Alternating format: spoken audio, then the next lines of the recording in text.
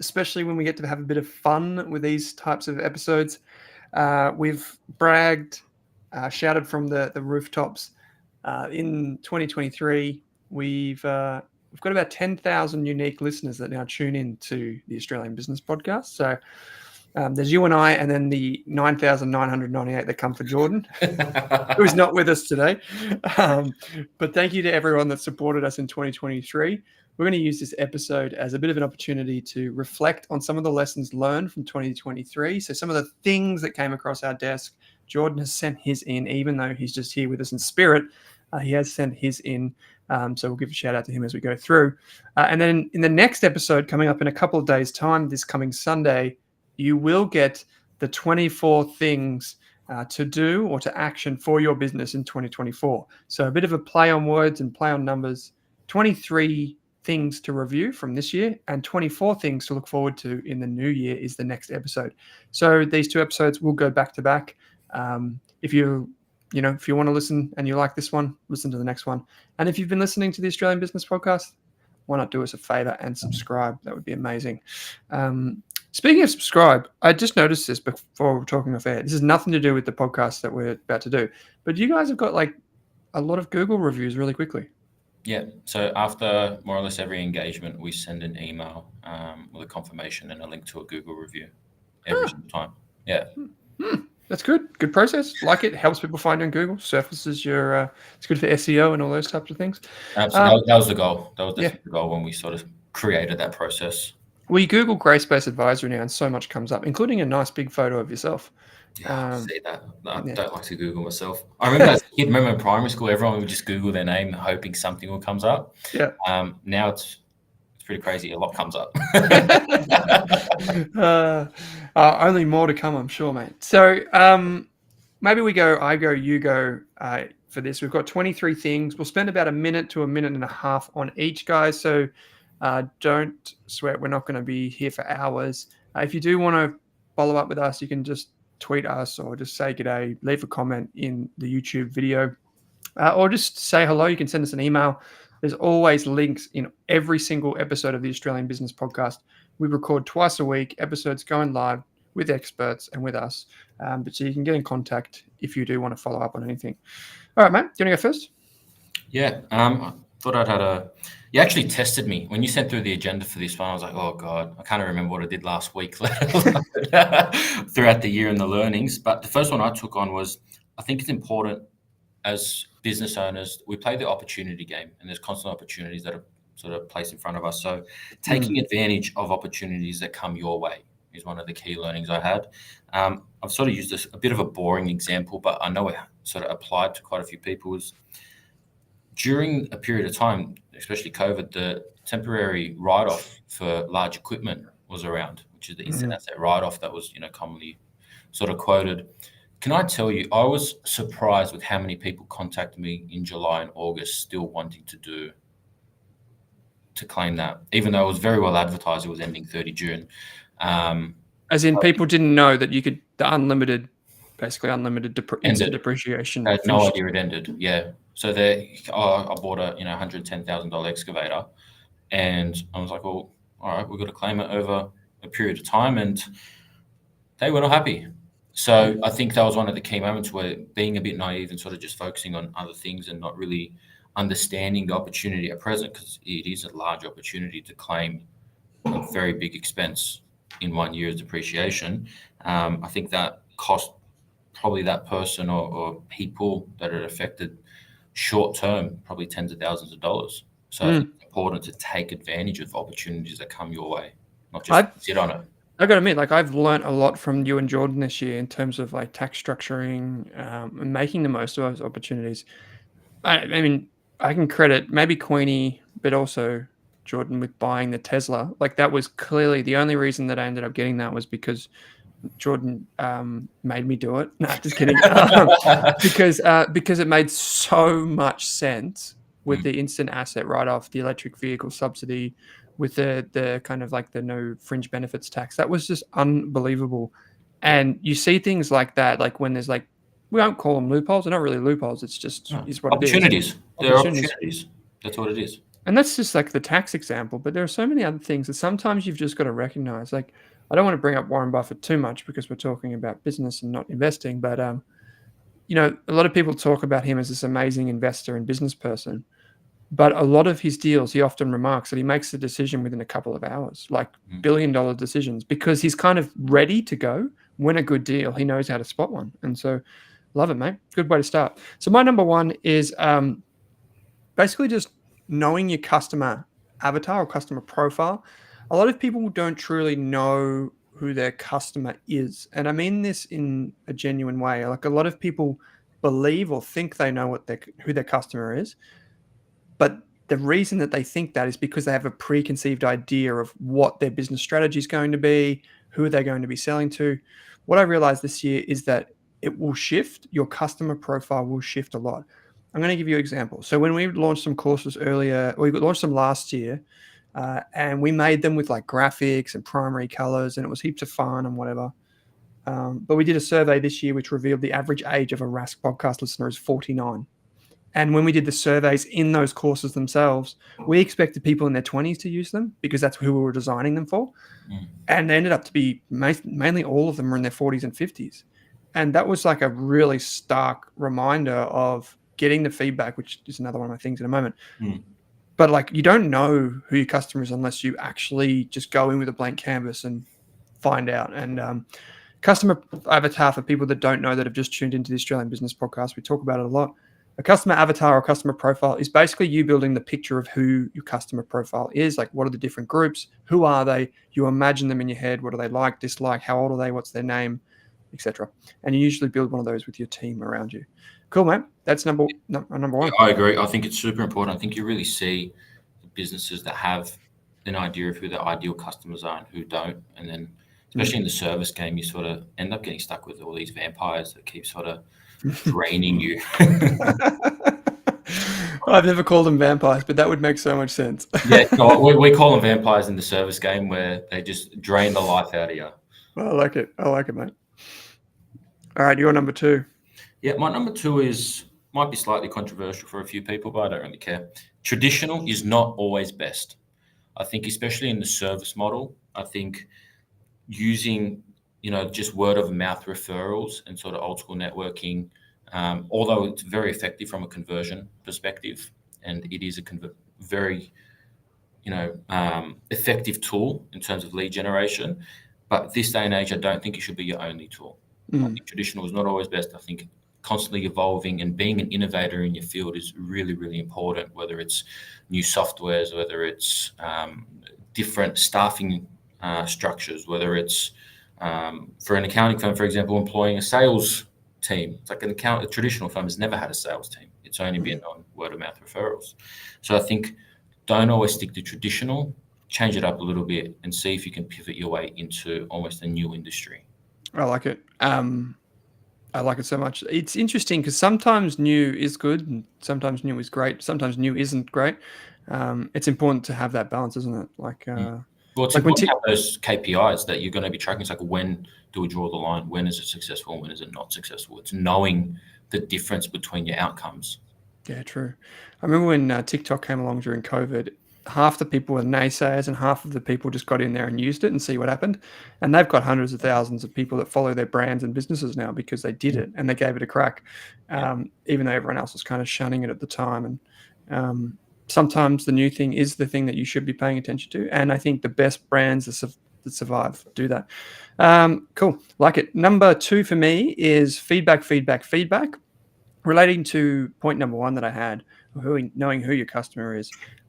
This was not an interesting loop back in or thread back into the Google reviews thing at the top, but getting Google reviews is actually a really simple way to do it. Like, if you give someone a space to give you honest feedback, sometimes Google reviews can be a bit forced, like the Apple App Store reviews kind of thing. But if you just give someone a space to give you honest feedback, it will make you a better business person and a better business as a result, because you could be getting things wrong. Obviously, you'll have people that give you feedback that are often critical, but just capture their feedback, whether it's through SurveyMonkey, Google Forms, whether it's just face-to-face, you speaking to customers as they walk out of your shop. the key thing is don't interpret what they've said. Just get the feedback and listen. Write it down if you need to. I'm still surprised how many businesses don't actually ask their customers for feedback on the things that they want. And it's such an easy thing to do. Yeah, the little comment I've got next to that point is it's the fastest way to figure out your own pain points. There's probably pain points in your own business that you're not even aware of, that you don't even know that need actioning. And it could be as simple as everything was great, it just took too long. So okay, there's an issue with the process. Where can I, improve to sort of reduce the processing time? Or what can I do to reduce delivery time? So if it's a time-based, that's an issue. If it's a service-based, I wasn't happy with customer service. How do I improve customer service? So I think it is the quickest way to actually figure out what your pain points are to elevate your business to the next spot. It's interesting because this is a similar thing. It's pain points is one thing, but it also helps you to drop the baggage, which I'm sure we'll get to in a moment. But yeah, I mean, I realized this year by getting feedback that over 90% of our audience only invest their money at the Rask Group for retirement. And that would explain why they're older, which we got before. And it just means that in 2024, I'm going to recalibrate basically everything that we do to focus more so on that. And I think it takes a lot of, you need to be bold in the decisions that you make on that information. You need to make sure it's the right data you're acting on. But once you do it with confidence. Cool. Number 3, mate. Cool. I've got small business is not a monopoly. Your success is not contingent on your competition failing. This stemmed from a conversation I had with someone, and it was a new person who has never been in business before, very educated, and said a comment of so-and-so, which would have been their main competitor, I'm going to put them out of business. And I sort of sat back and I was like, I don't agree with that at all, actually, because especially in the game that we play, I think there's such a big market for everyone to sort of succeed in, especially in Australia, especially in the businesses that we're referring to. I don't think your competitors need to fail in order for you to succeed. I actually think competitors can work together to actually increase the quality and the customer experience of certain industries. And I think you can elevate everything if you were to sort of just bounce off each other. Competition is healthy. So that was my sort of thing. It's interesting. Focus on yourself. That's I think the key takeaway from that is that don't focus too much on your competition. Focus on yourself, how to elevate you and how to help your customers get the most out of you. I always found that so fascinating, right? Like when businesses start up, they're always like, oh yeah, someone will ask a question like, oh, how are you different from X, Y, and Z? How are you, different from this person? How are you going to beat them?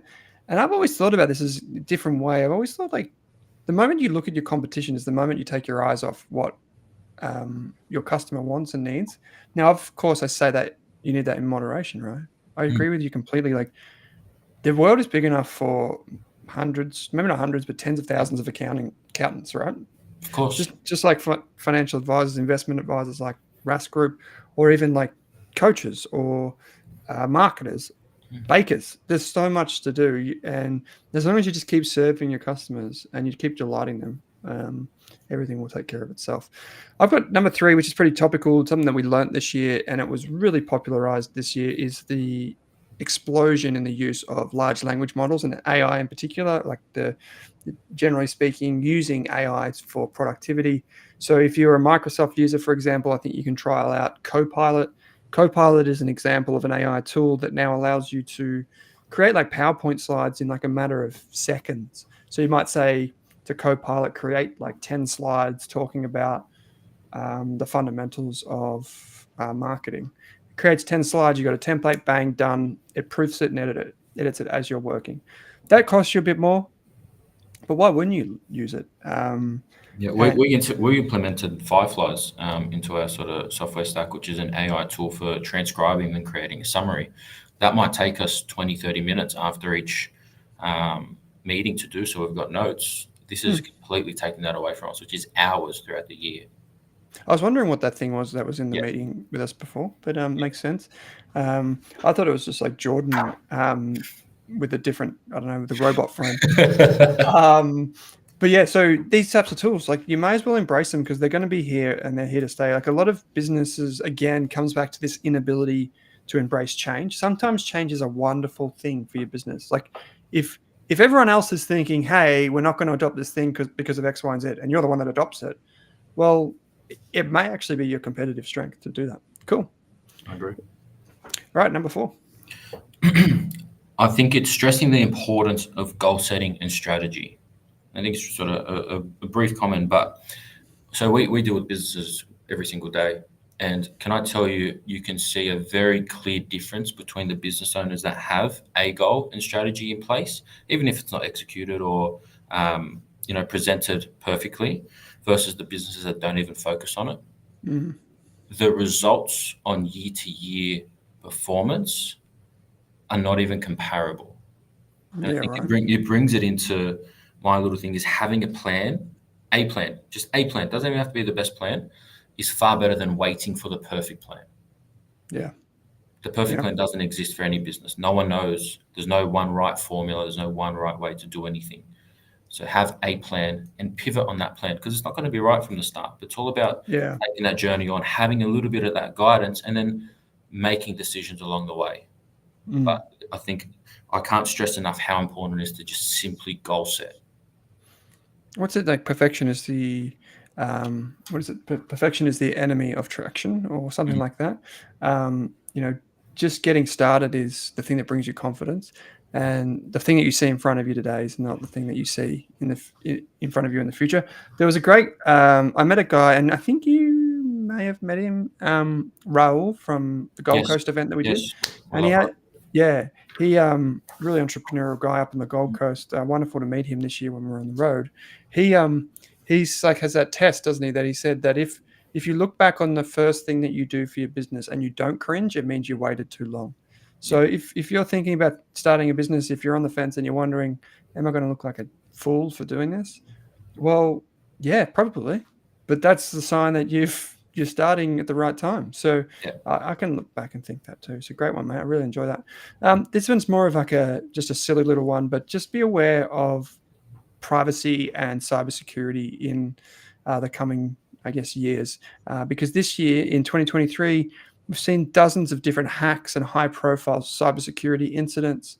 We've seen a dramatic rise in cyber assurance, and basically, some professions force you to have a privacy policy. Some professions force you to have cyber insurance. I know finance is one of those things where if you're found to be negligent with people's information, that's a big, big problem, not just for, you're going to pay them out or something like this if you go to court, but also you can lose your license to operate if you don't protect that information. So just be aware of what you need in your business. Get help if you need it. Speak to a business insurance broker for cyber insurance policies. They'll help you. Simple. Cool. Next.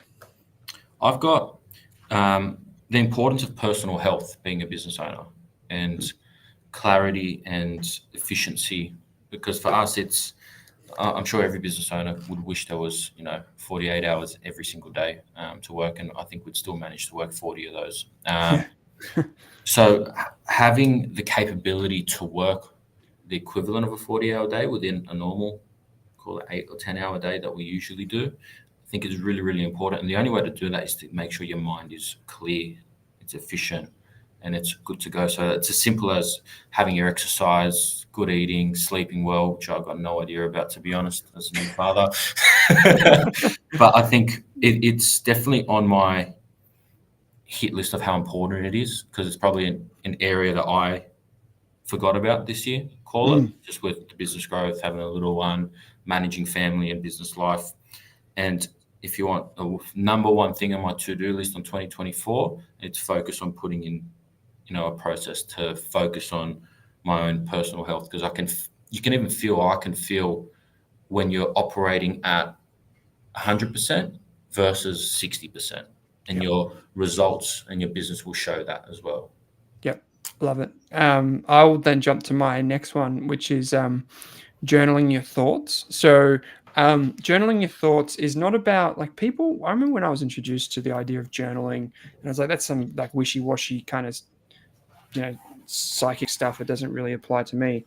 But my psych said to me that actually journaling is quite interesting in what it does. And if you have the list, so he said Imagine that every day, just as you're jumping into bed, a doctor comes into the room in their white gown and they come up to you with a clipboard and they say, okay, what did you do today and what are you going to do tomorrow? You do that, you put it down on the piece of paper, the doctor walks out of the room. And basically what you do by doing that is every night when you practice this idea of just journaling your thoughts down, or at the end of the day, what you're doing is effectively you're clearing your mind and you're putting it on the paper. Another counselor said to me once before that it's kind of like if you don't find a way to separate today and tomorrow, all the issues of today will just pile up tomorrow and then they'll pile up the following day. And then eventually you reach burnout. And my original thought about what journaling is like you have a structure, there's a really nice journal, there's a good looking pen, you write down all the things and no, doesn't matter. You just put chicken scratches down, however they come to you. It could be one sentence, it could be one word, it could be a dot point, but you just want to get into the habit of doing it. And I think it's a wonderful thing. And that's one of the best tips I have for maintaining your mental health while you're running a business, related to your point. Great. My next one, I think it's something I took from Chris Williamson, who runs his Modern Wisdom, I think it's called, his podcast. And I thought it was really, really good. So, and I'm paraphrasing. This is not a direct quote. It's along the lines of being brave is not having the confidence to do something. It's being scared and doing it anyway. And I think that's really important, especially for business owners that are on their own, that don't have a business partner, that don't have key people in key positions to help them make really tough decisions. So definitely.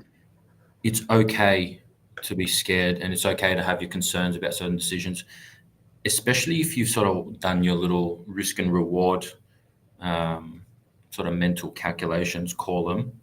And it could be as simple as, hiring that first key personnel who's obviously going to take a majority clip of your budget, call it, of your OPEX, or your cost of sales, whatever sort of it falls into. But it's probably going to be short-term a very big financial burden that could potentially have almost unknown sort of rewards and benefits, and you don't know what that's going to bring for you. But it is scary taking on that first hire. It's going to be weird to be on the hierarchy at the top, but on a financial point of view at the bottom of the business. Totally. But it's again brings it back to it's okay to be scared, and it shouldn't be the reason why you don't do something. Yeah, I like it. One of the things we're going to talk about a lot more in 2024 is this idea of coaching, which definitely my coach helped me overcome things around like, and this is my tip, by the way, this is my next one, just in case anyone was concerned, keeping a mental record. So my coach helped me overcome a lot of those things, like where I had to make decisions, where I had to kind of compartmentalize. Well, maybe I don't want that person in my life. Maybe this customer's too much. Maybe that partner's not the right fit. Like where I was always too scared to make those decisions because it was like I hadn't fully thought it out and I didn't have someone to bounce the ideas off, being a solopreneur. And so getting that person, you don't have to have a co-founder. You can just go and pay someone that is knowledgeable and can prompt you in the right way. And that's where a coach helped me. My coach was not a business coach. My coach was a life coach, and she's brilliant. But she knew enough about coaching that she could help me beyond just what I was doing in my personal life and how they interplay with my business. So I fully across that, what you're saying, like being brave is about kind of building the conviction in the unknown. And that's how I did it with the use of a coach. So love it. Right. All right, mate. Next. Okay. Controversial one, I think. With employees, make the tough decisions. Don't wait around for things to get better. If anyone that's read the book Traction, we're obviously big advocates for it, but there's a paragraph or a chapter in there that talks about having the right people in the right seats. And I think it's really crucial to know what your employees are there to do, what their outcomes need to be, and who, like you having like that ideal sort of customer avatar, almost having an ideal employee avatar as well. Someone that has the same beliefs as you, that believes what they're selling, that believes what they're doing is sort of what they want to do as well. The last thing you want to do is have someone that's just coming along to get by, I suppose. Probably the easiest way to do it. So it's a very common phrase, but hire slow, fire fast. And I think it's a lesson, and it's a lesson I think a lot of business owners learn the hard way. Oh, absolutely, mate. someone, like everyone listening to this that hasn't been through this yet, it's like there's everyone that has been through it and everyone that's about to go through it. I think those are the two camps of people. And yeah, like if we could accelerate you towards a better business, it would be to make the decision quickly. And if you are in doubt, speak to someone, like speak to that coach or speak to your accountant or speak to your whoever to get a second opinion. Now, this is one from Jordan. He gave us the value of persistence. And just so happens, as I was just before I was on the toilet, full disclosure, and I was reading this book, as a good business owner would do, fit it in. So this book, Black Belt, people will know that listen to the Australian Business Podcast. We had the two authors of this, who are the co-founders of Judo Bank, one of Australia's unicorns, meaning that they were $1 billion company before they became public. So it was one of only 4 companies. And they have this quote that comes from former US President Calvin Coolidge, summarized the idea of persistence perfectly when he said, quote, "Nothing in the world can take the place of persistence. Talent will not. Nothing is more common than unsuccessful men with talent. Genius will not. Unrewarded genius is almost a proverb. Education will not. The world is full of educated derelicts. Persistence and determination alone are omnipotent. The slogan, press on, has solved and will always solve the problems of the human race." End quote. So basically, anyone will know this that's been in business is the idea of like trying to be smarter than other people, trying to, plan things more. It's really about just getting in the trenches and doing it. And listening to a Tim Ferriss podcast recently reminded me of this idea that most of the people that you hear, like most of the criticism that you get from people like online or through your business is from people who don't do it. Like as in they don't do the thing. They're not the ones, quote unquote, in the arena. They're the ones that are on the sidelines telling everyone how it should be done and have never done it themselves. Because when you do a business, I know that, and you know this, you just have so much respect for people that have done it and are doing it and are giving it a crack because we know how bloody hard it is. And persistence is the only thing that really gets you through. So that's from Jordan. Thanks for that, George. Love it. All right, what have I got next? All right. I've got focus on things that have the biggest impact first. All right, especially when you're in business, I'm sure everyone's got a list of things that they need to do to fix their business. They got a whole bunch of problems and not a lot of time to fix it, right? So my tip is work on the ones that have the biggest impact first, right? The ones that have the largest, and make your way down that list. I think that also sort of goes into your point about journaling and how important it is to actually put it down onto paper. It almost makes it real, right? The concerns, you can actually action things and tick things off and get that satisfaction. But don't focus on the little stuff, focus on the big stuff first and make your way down the list. It'll make your life far easier. Yep, like it. Another one from Jordan, which was related to this, which was it's okay to make mistakes and to spend money on things that don't work. Like, I think we've all been there where we've spent money on something. We're like, oh yeah, we'll use that all the time. Such a great idea. And then we don't use it at all. The point is that you don't make those bets on things that you are unsure of. You don't make them the biggest bets in your business. You make them the business bets that you can recover from. Like you've thought about, the downside, the upside. And if the downsides should pan out, well, it's not going to kill your business. So that's from Jordan, and that's a great one. I like it. Back to you, mate. Yeah, I've got another. All mine now are going to be Jordan's regurgitations. It's put away the shiny object syndrome.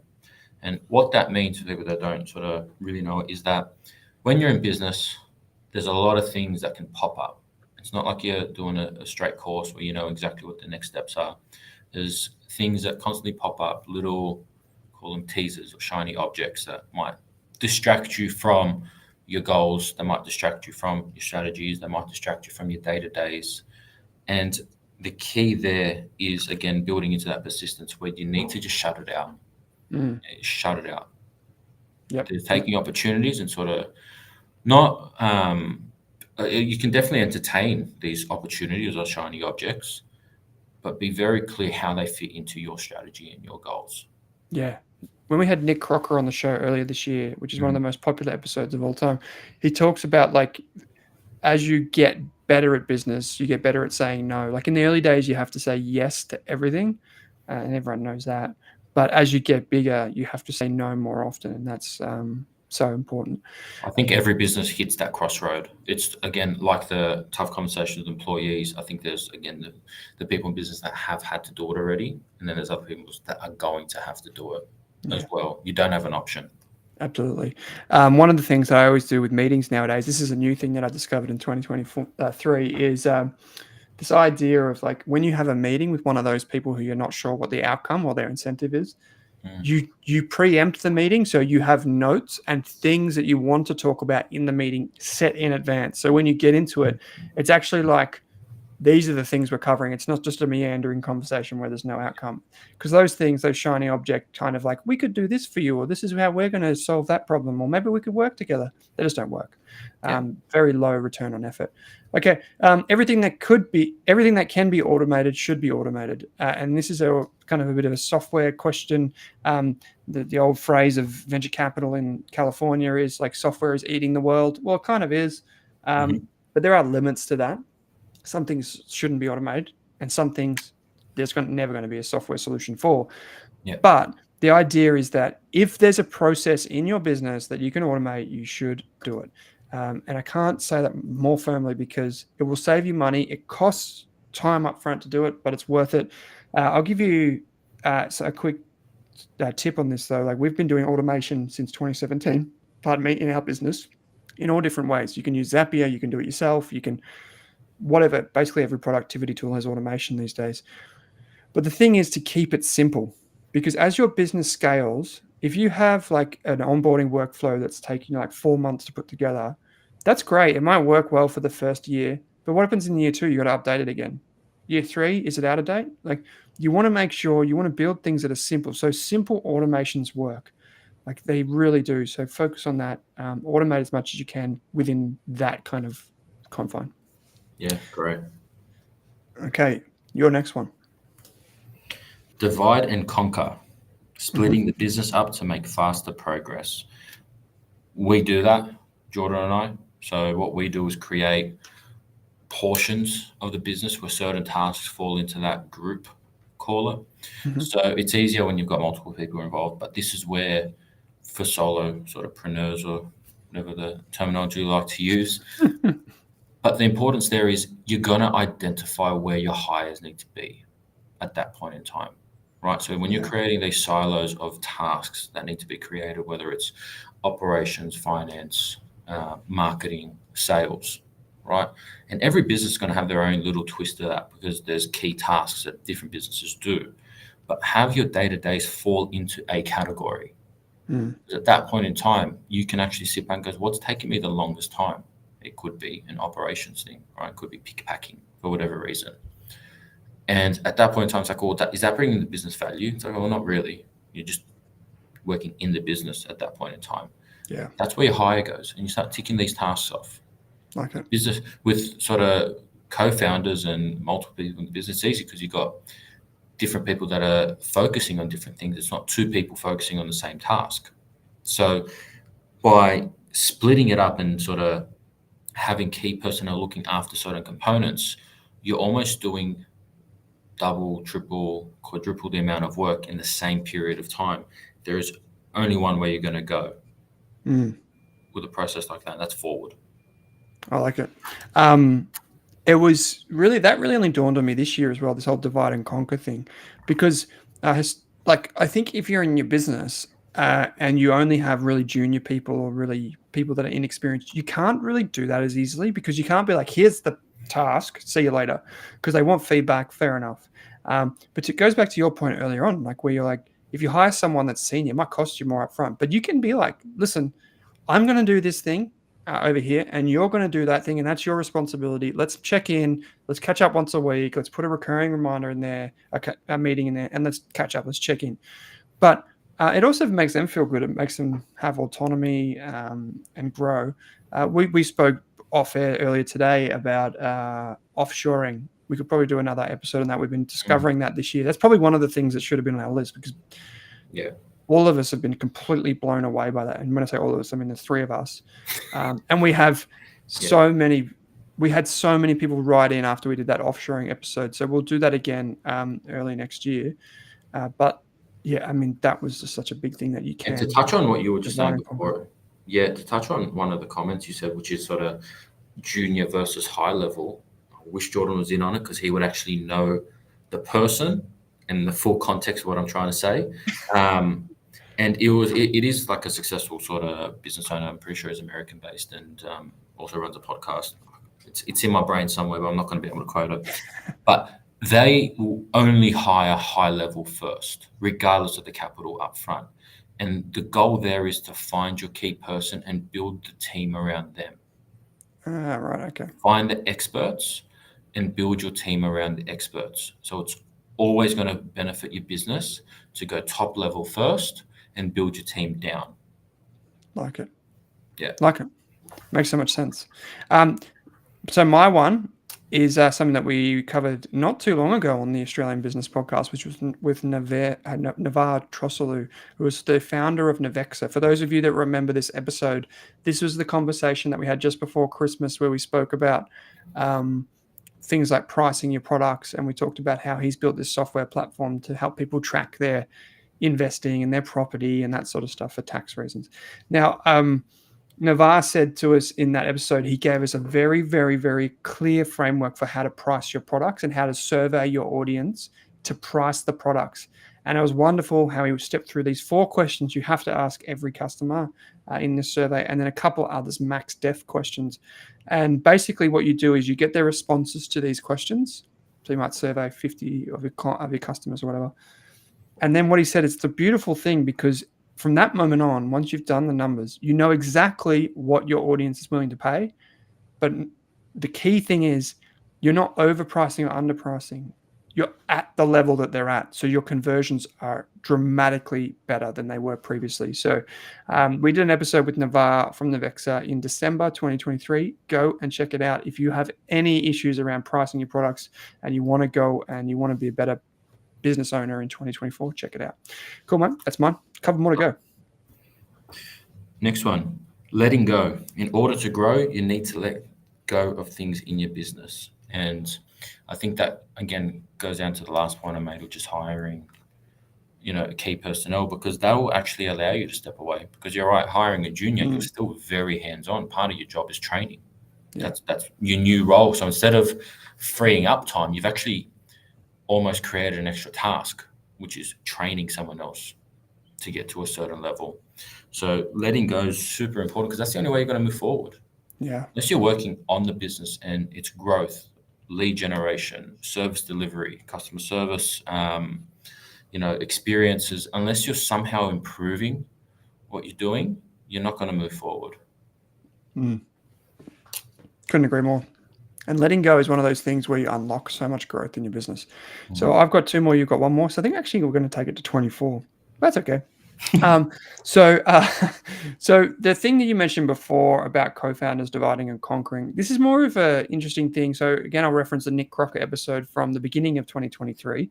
But then one of the most recent episodes we did was with Shane Parrish, who's an international best-selling author, who's the former spy, if you guys remember that episode we did.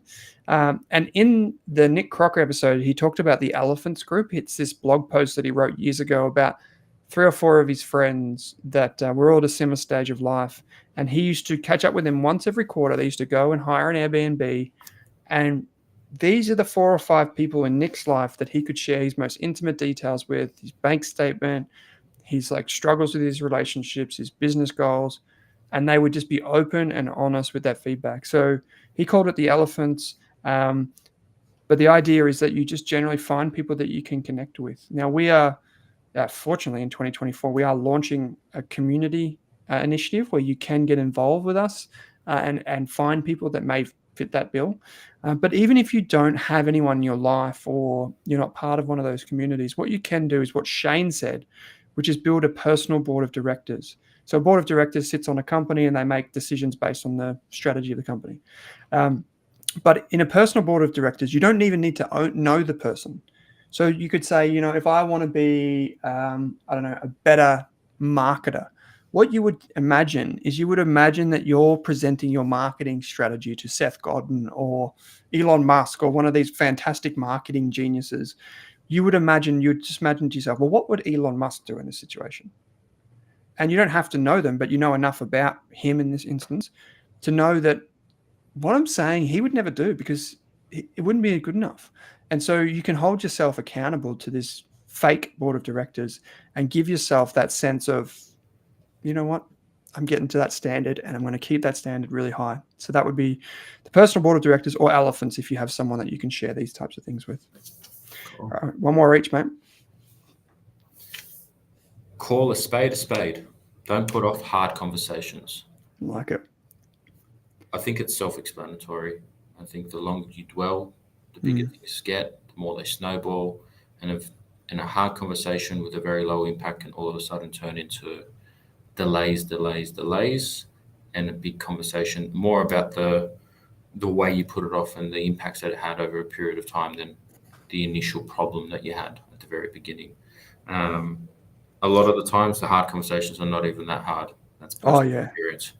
Yeah, a lot of people that you as a business owner, you're up at night, you're thinking, oh my God, I need to tell that person I'm going to have to let go of them and blah, blah, blah. You walk in there and then they're like, yeah. Fair enough. Like, yeah, fair enough. Also, yeah, I knew it was coming. Yeah. It's that simple. They're not that hard. It's hard in your head. It's not hard in practicality. Yeah. And one of the things you want to do before you do that is obviously if you're unsure of the HR rules, go and get some feedback. Yeah. But in many instances, it's just being prepared is the best thing. So if you think in terms of like reaction, like consequences of your decision, so like in the case of letting go of someone or letting go of a business partner, like in a transaction or something, is knowing what they're incentivized to do, knowing what they're likely to do. If you say this, then what happens? If you say that, then what happens? The more of that thinking you can do in advance and write it down, otherwise you'll go crazy. The easier that conversation is going to be. And a lot of the times you get into them and you don't even need all those if this, then that kind of stuff. They're just like, yeah, no worries. I agree. Cool. Like it. Don't put off the hard conversations. That's definitely a lesson for me from 2023 as well. My final thing is knowing your customer journey. I mentioned before about how you can use automation and all these tools to improve your conversions and get more money in the door. One of the things that happened this year is that I went back and I reviewed all of our automations that I didn't document. Like they were just kind of sitting there we use Drip for our CRM and automation. And I realized there was all this crap that was still running from like 3 years ago. It was marketing products that we didn't even have anymore. Yeah. And so just going back and experiencing the customer journey through their eyes, reviewing what you've done over the past year or 2 years, you probably, once again, simplicity rules, just cut that stuff out, refine your business, know what they're experiencing and how they're experiencing your business. In the next episode, I'm going to explain to you how to sell something. And it relates to this point of like how you actually make someone feel. And if you're a business owner, like, I don't know, Daniel, if you've had this, but like you go to a business owner, you're like, so what is it that you do? And you're like, oh, well, I just do this and this and that and this and this and that. And then you're like, how would I know that if I'm a customer? Like, have you ever told me that? Like, yeah, people just don't see the world and the business through your eyes. So put yourself in their shoes. What do they see when they look at your business? How would they describe it when you're not in the room? That's a really good reminder. Yeah, I completely agree because your customers need to know the value you bring, because a lot of the times, unless you're playing a game where you're price sensitive and you're simply playing a numbers game, a lot of it all comes back down to value. And especially if you're selling higher end products, unless you can relay that value, your leads are not going to be coming in. Your conversions are going to stay low. Absolutely. Well, this has been heaps of fun. We actually gave folks 24 things. Value for money. Value, as you were saying.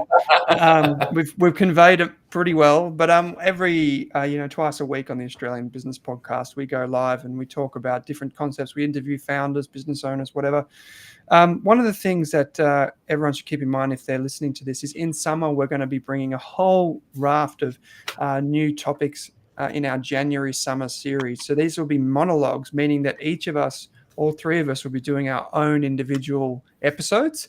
And it's going to be a heap of fun because it rolls into one big program that you can share with a friend, a family member, your colleagues, your managers, anyone that's related or interested in business or needs help. You should share these episodes with, because that's who we're designing it for. And then we've got some big news to announce at the end of January 2024. So stay tuned for that. But we'll be back in the next episode, Daniel. We're going to be talking about 24 things to focus on in 2024. So this is a bit of a retrospective check-in. The next one's going to be a bit of fun for tips and tricks and hacks and all those types of things, which we know you love. Well, mate, Grey Space Advisory in Sydney, working with customers all around the country. I really appreciate you taking the time to join me, mate. Thanks, Owen. Always a pleasure.